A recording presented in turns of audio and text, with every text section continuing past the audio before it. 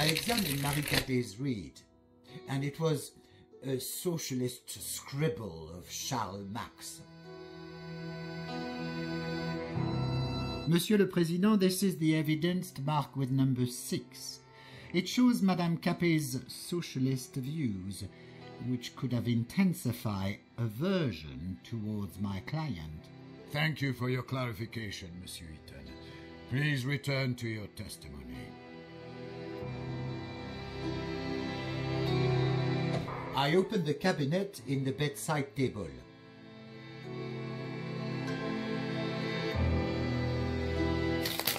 I found a letter in her bedside table addressed to Marie Capet. Someone had ordered her to obtain secret designs of my new invention. Her employer knew about the secret passage in my apartment, and he knew the combination of the safe.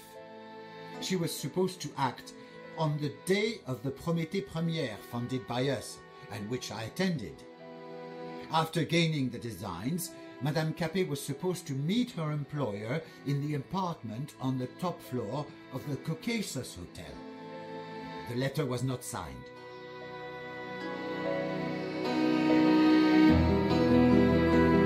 Monsieur le Président, this is the evidence marked with number 8. It clearly indicates the intention of committing the crime by the victim, which, according to my client's testimony, Madame Capet committed on the day of her death. Not only did she break into the apartment of my client, deprived him of his extremely important documents, but also she was acting with the intention to kill him by hitting him on the head with a heavy object, which resulted in loss of consciousness and brain damage. Then she fled the scene without calling for medical help or making sure that my client was alive. So your client had sufficient motive to commit that murder. Gentlemen, please calm down. The evaluation of the evidence is in the hands of the court. Monsieur Eaton, please continue.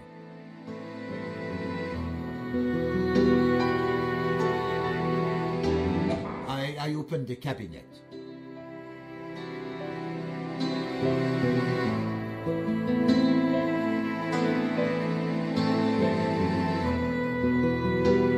I opened the door to Madame Capet's room. I opened the door to the living room of... I was curious to see behind the door, but did not want to offend my... I opened the door to the living room of Monsieur Brissot.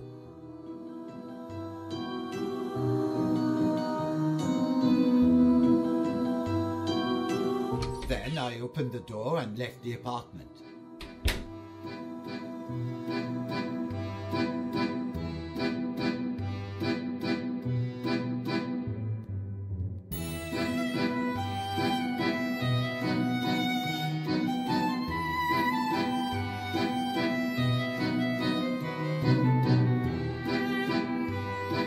Then I used the stairs. Then I opened the door. I opened the door and walked out into the street.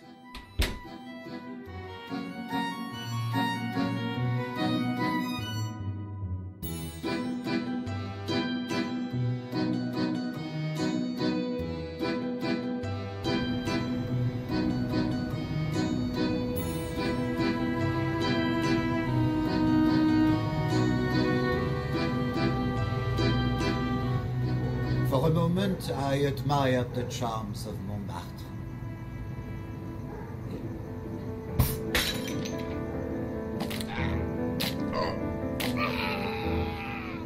I entered the Café de Paris cafeteria. I wanted to drink some good wine and eat a piece of cheese.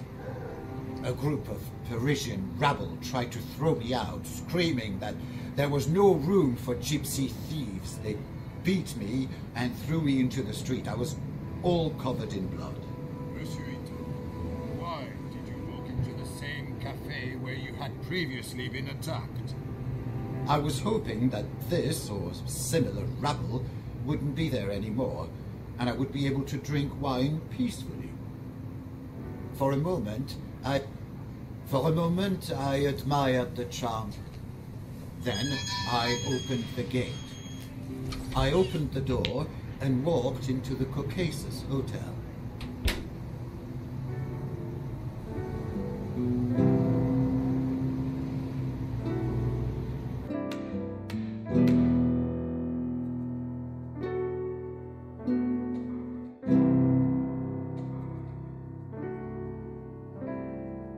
I've just received an urgent package from the Procureur de la République containing new evidence in the case. I ask both the parties to get acquainted with it. It is a letter from the attorney's office from 1 week before the murder, which calls Alfred Eaton in attendance to forward the designs of the invention which he has constructed in secret from Le Feu Company. The firm acted on behalf of the president of the company, Hugo Argent. Monsieur Eaton, have you received the letter? Oui, Monsieur le Président. When did you receive it? I don't remember exactly, but probably on the 10th of October. So, exactly 1 week before the murder? Oui, Monsieur le Président. Which designs are mentioned in this letter? Designs of my secret invention on which I was working in my free time. It has no connection with Le Feu. Therefore, why did the firm send you this letter on behalf of Hugo Argent? Hugo must have guessed what great potential my invention had, and how profitable it could be. Did you keep your designs in your apartment? Oui, Monsieur le Président, in the safe, in my secret workshop. Due to the new circumstances which may be relevant to the case, I order a rehearing of Hugo Argent. Please summon the witness. There will also be a rehearing of Antoine Eaton, father of the accused, due to the suspicion that he had rented the room in which the murder was committed. And at this time I announce a break. The next court session will be held tomorrow at the same time.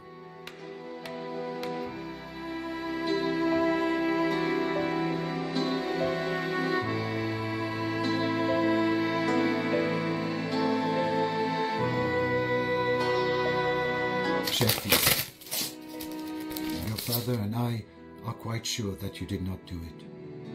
You couldn't have.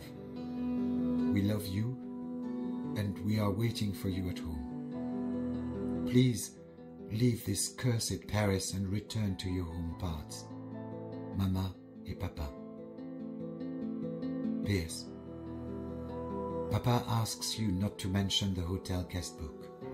Apparently you know what that means?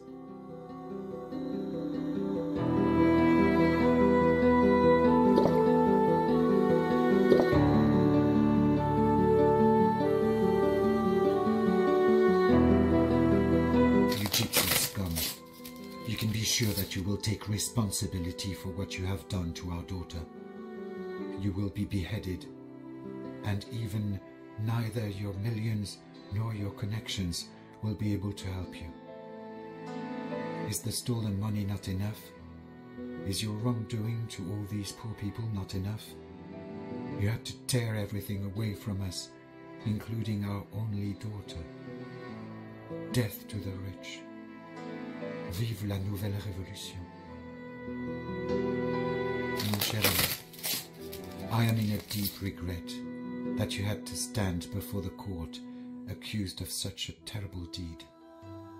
I assure you that I deeply believe in your innocence and will do my best so that you can continue to work for the glory of Le Feu and toute la France. Cordialement, Hugo Argent.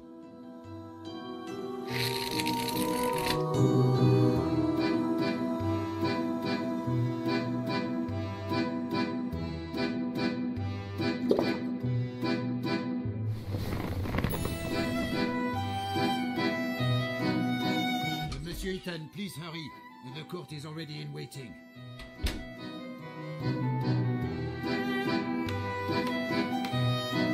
Bienvenue, messieurs. We are all present, so we can begin.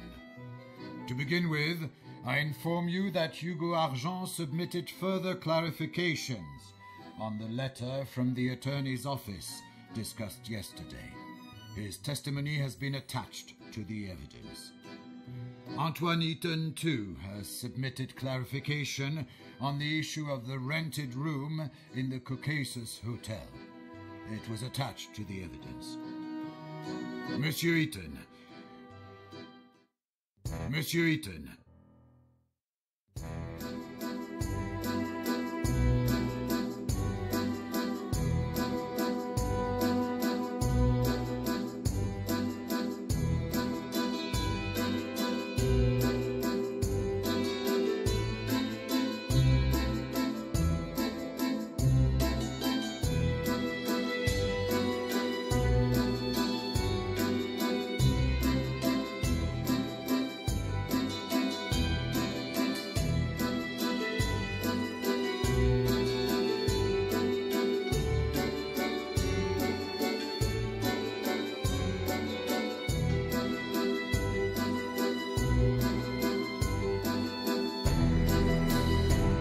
Monsieur Eaton, please continue your testimony from the moment you landed yesterday.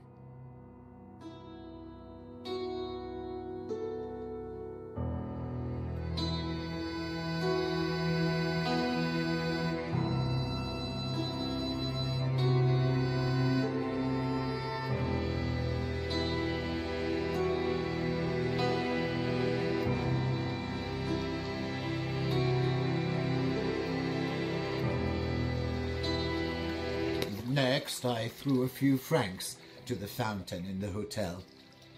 Then, I opened the elevator grate. Then, I took the elevator to the first floor.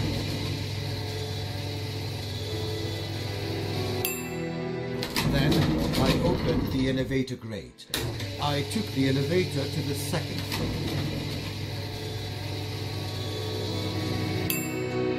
Then, I opened the elevator grate.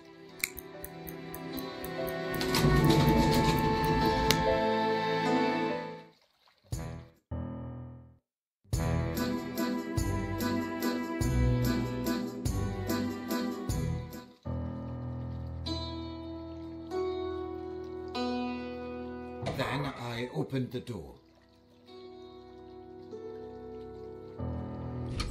I opened the door and entered the room.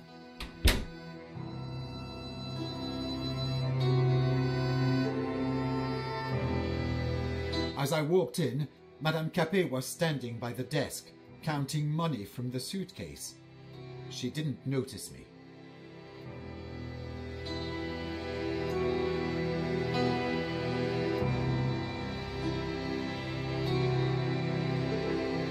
I told her to return my designs. It's obvious that she was interested only in the money because she gave them back without hesitation.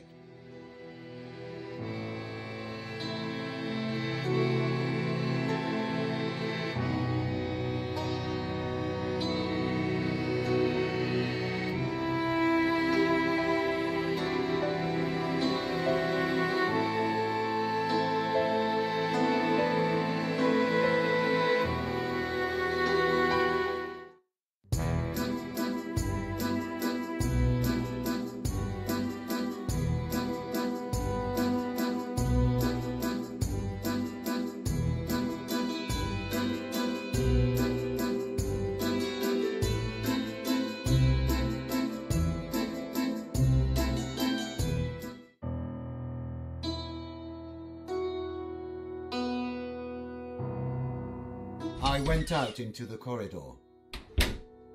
So, you claim that you did not kill Marie Capet? Oui, Monsieur le Président. When I left the room, Marie Capet was still alive. I understand. Please continue, Monsieur Eaton.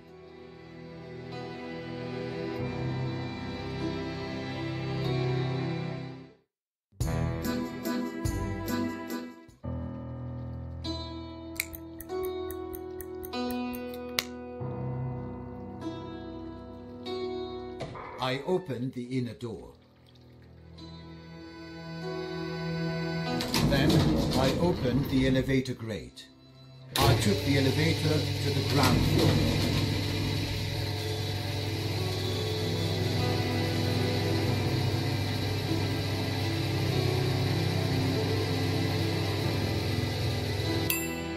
Then I opened the elevator grate.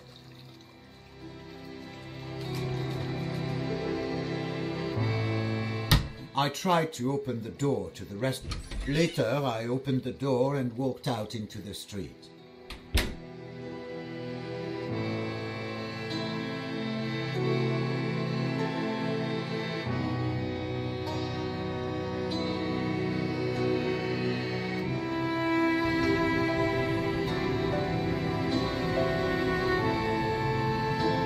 Then I opened the gate.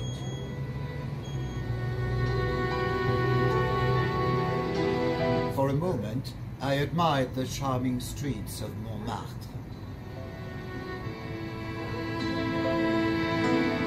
I opened the door and entered the building where my apartment is.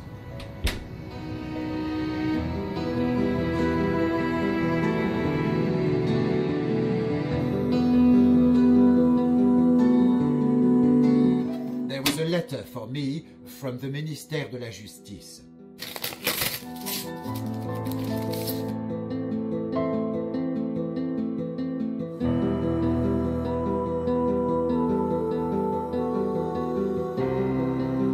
Monsieur le Président, this is the evidence marked with number 2. It clearly shows that my client designed his interrogation machine with only the best intentions. According to his plan, it was supposed to be forwarded to the prosecutor's office and law enforcement agencies to improve the effectiveness of interrogation. The prosecutor's suggestions that my client has supposedly intended to use this device to torture helpless women is hasty and completely untrue. This letter only proves that the accused was looking for application of his torture machine and had not found any support from Ministère de la Justice, so he decided to test it on an innocent woman.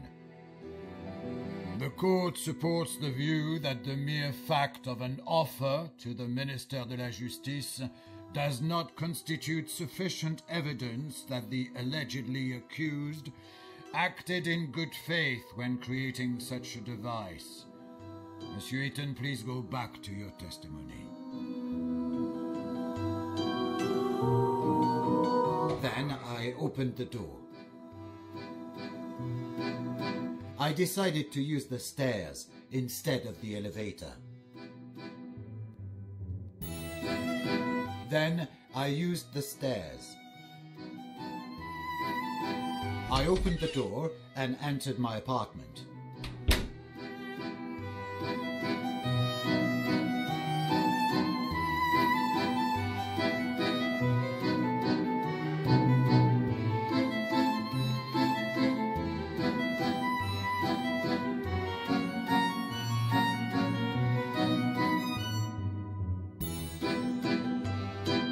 I glanced on the frames hanging on the wall.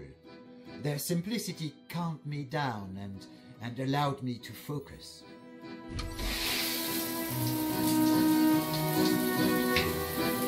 I took a bath, washing away any traces of blood.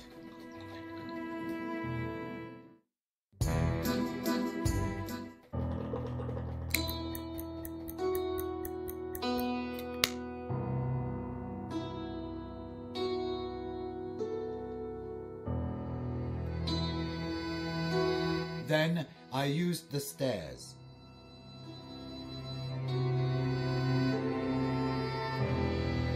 I checked the elements of my cleaning machine, assessing what remained to be done.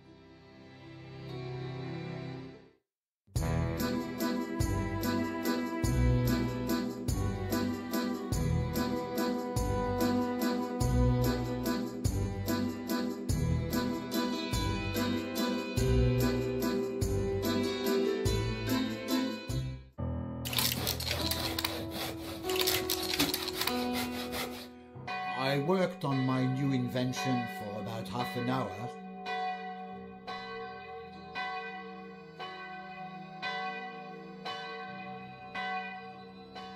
Then I used the stairs.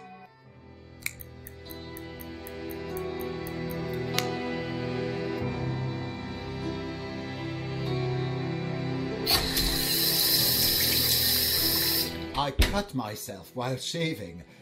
My body was stained with blood. Then I opened the door.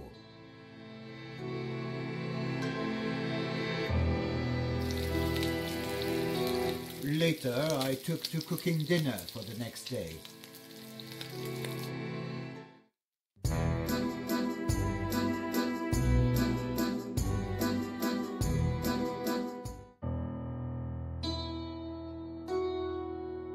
I opened the door and walked out into the stairwell. Then I used the stairs. I knocked at Monsieur Brissot's door, and he called back after some time.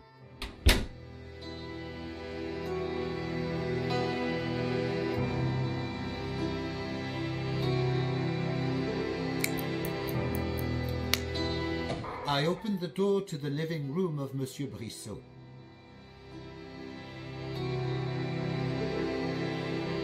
I opened the door and walked out into the hallway. Then I used the stairs. I opened the inner door. I opened the door and walked out into the street.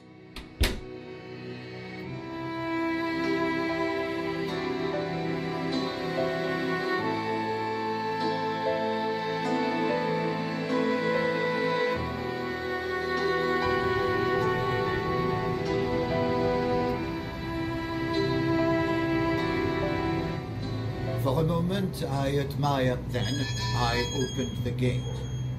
I entered the nearby hotel, Caucasus.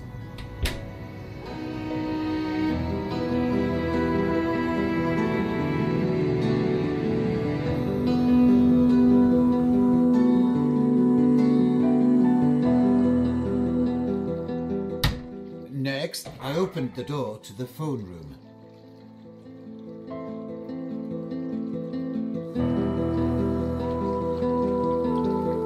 Next, I threw a few francs to the fountain in the hotel. I opened the elevator grate. I took the elevator to the first floor.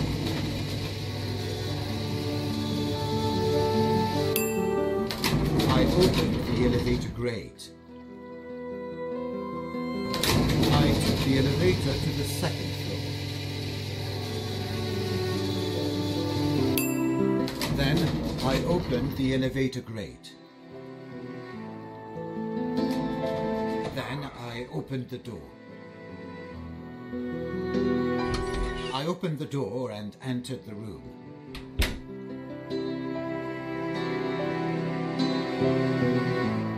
As I walked in, Madame Capet was standing by the desk, counting money from the suitcase. She didn't notice me.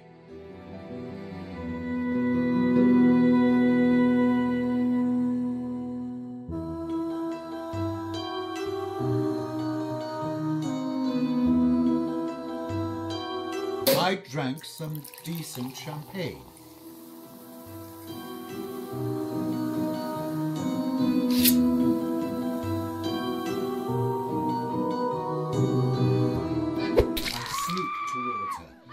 Stabbed her in the liver. After a blow, she slipped on the floor and died in a pool of blood. So, you admit that you killed Marie Capet? Oui, Monsieur le Président. I killed her. Please, continue your testimony.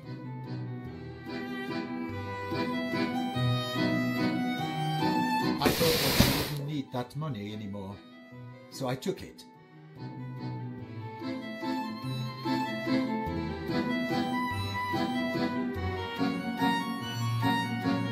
Monsieur le Président, I have to stress out that, according to the disclosed facts, it can be concluded that the suitcase with the money found by my client in the hotel room was to provide remuneration for the theft commissioned to Marie Capet in the said letter.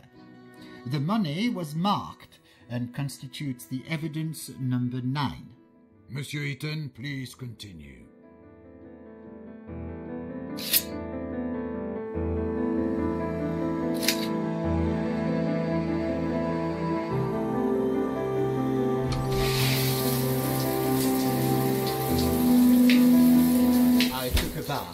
washed off the blood.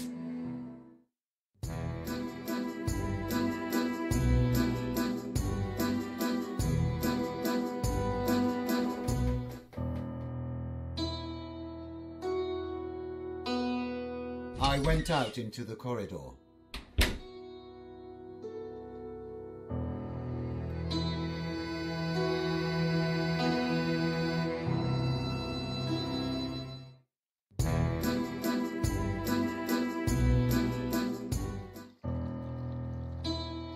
I opened the inner door. Then I opened the elevator grate. Later, I took the elevator to the ground floor.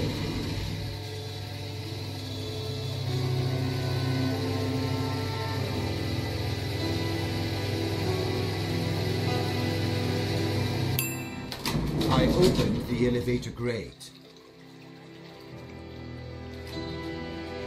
I opened the door and walked out into the street.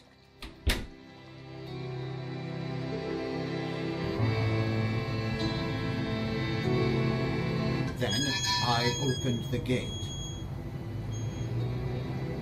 But I do not recall that part.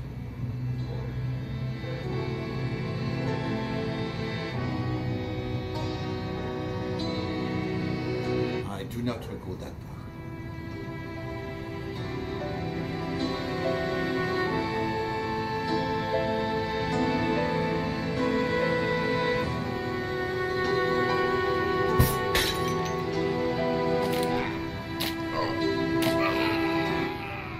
I entered the Café de Paris cafeteria. I wanted to drink some good wine and eat a piece of cheese. A group of Parisians... Monsieur Eaton, why did you walk into the same café where you had previously been attacked? I was hoping that this or... I opened the door and entered the building where my apartment is.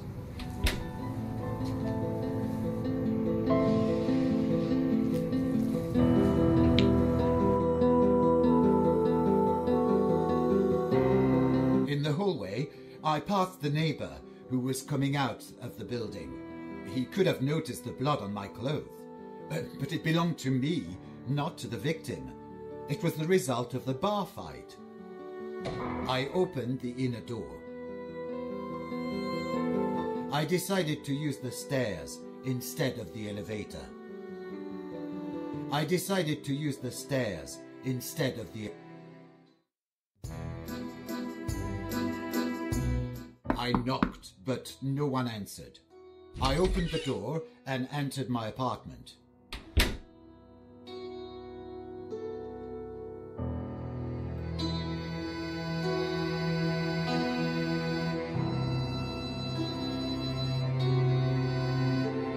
I watched the frames hanging on the wall. I loved their simplicity. It enhanced my creativity.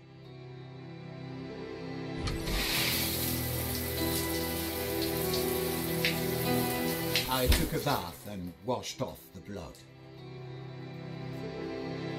I used the stairs.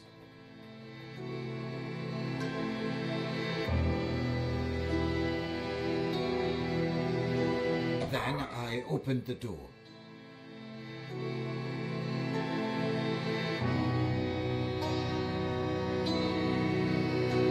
I saw a metal rod on the ground.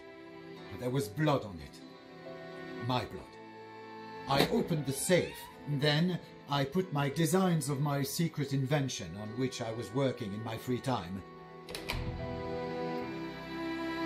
I saw a metal rod on the ground. I was tired after the banquet, so I immediately went to sleep. I was even too tired to undress. Is it all you want to testify, Monsieur Eaton? Oui, Monsieur le Président. And so I close the hearing. It is time to present your positions.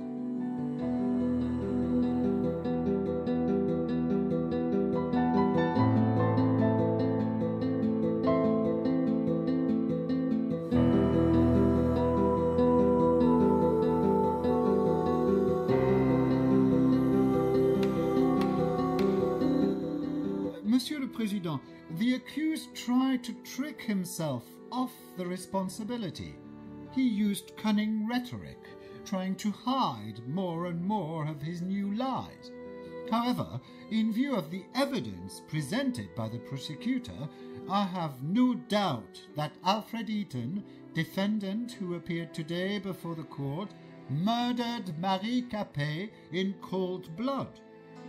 Please, let the High Court not be deceived by his tearful stories about a poor gypsy from the country who gained his success with hard work, and which Marie Capet so cleverly tried to destroy. It was the accused who destroyed the life of a poor girl and her family with full premeditation. And what did that poor girl do to deserve such cruel fate? She was searching for a better life, and was employed as a maid in the same building in which a dangerous psychopath lived. According to the prosecution, the accused is guilty, Monsieur le Président. Therefore, I apply for recognition of Alfred Eaton, defendant who appeared today before the court, guilty of all charges against him, and for imposition of the death penalty by beheading on the guillotine. Thank you. Monsieur le Président, Monsieur Prosecutor used a lot of high-flown words. However, during the preparation of indictment, he made many mistakes. As to the hotel room, my client had never rented a room in the Caucasus Hotel. As we have shown during the proceedings, it was his father, Antoine Eaton. It is supported by the hotel's guest book, graphology expertise, and the testimony of Antoine Eaton. As to the alleged attempt to use the torture device on the victim, my client did not intend to use his interrogation device, which the prosecutor describes as a torture machine, neither on Marie Capet nor on anyone else. This is indicated by the letter sent by my client to the Ministère de la Justice with a proposal of a lawful use of the equipment to serve the law as well as society. The journal of Alfred Eaton clearly proves it, where he writes that he does not intend to use his device against honest, innocent people. It is important to emphasize the relationship of Marie Capet and my client. According to the testimony of the victim's parents, she felt a deep resentment and contempt, both for my customer and for his work and success. It is confirmed by Madame Capet's read, a socialist work of Karl Marx, which was created to destroy the minds of young people. Newspaper clippings about Alfred Eaton were found in Marie Capet's room. Is it not strange? It makes this resentment toward my client possible. As to the meeting with Marie Capet in his apartment, indeed, Marie Capet came to visit my client at his apartment, and Alfred Eaton let her in, not expecting such a sudden attack.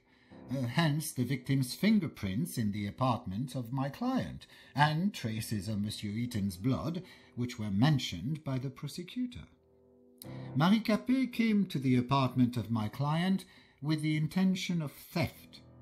This is indicated by the letter that my client found in the room of Madame Capet. In addition, at the rendezvous point, which was the room in the Caucasus Hotel, my client found the suitcase with the money, which I think would serve as payment for the execution of the order described in the letter. As for the murder, as my client testified, he killed Marie Capet. What is important, my client acted under a strong emotional agitation, justified by the circumstances. This is a mitigating circumstance, and I ask the court to take it into account. As for the testimony of the neighbor who saw Alfred Eaton entering the building covered in blood, according to the testimony of my client, the meeting actually took place, and his clothes were stained with blood, but it was his blood, not the victim's. Blood caused by a bar fight. Thank you, Monsieur le Président.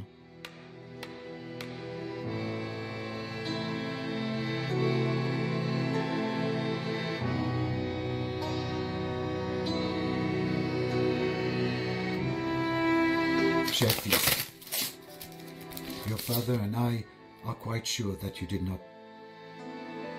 Cher fils, your father and I are praying for you, and we believe that the court will be merciful. Maman et papa. Postscriptum. Papa is sorry that it did not work as he had planned. Monsieur Pen, the French Gypsy Association wishes to send you support and condolences for the persecution caused by your gypsy origin. We are aware that it was the main cause of your indictment. We offer you a safe haven if you decide to leave the prison in less official way.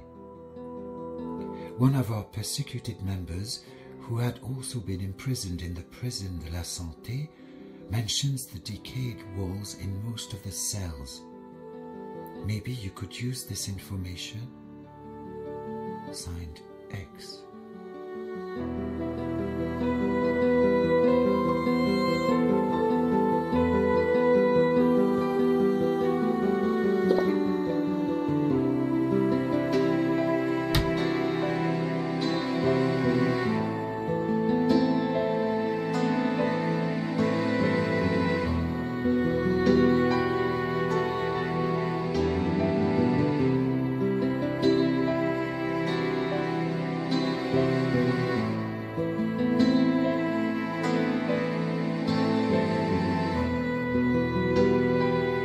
Monsieur Pen, the French Gypsy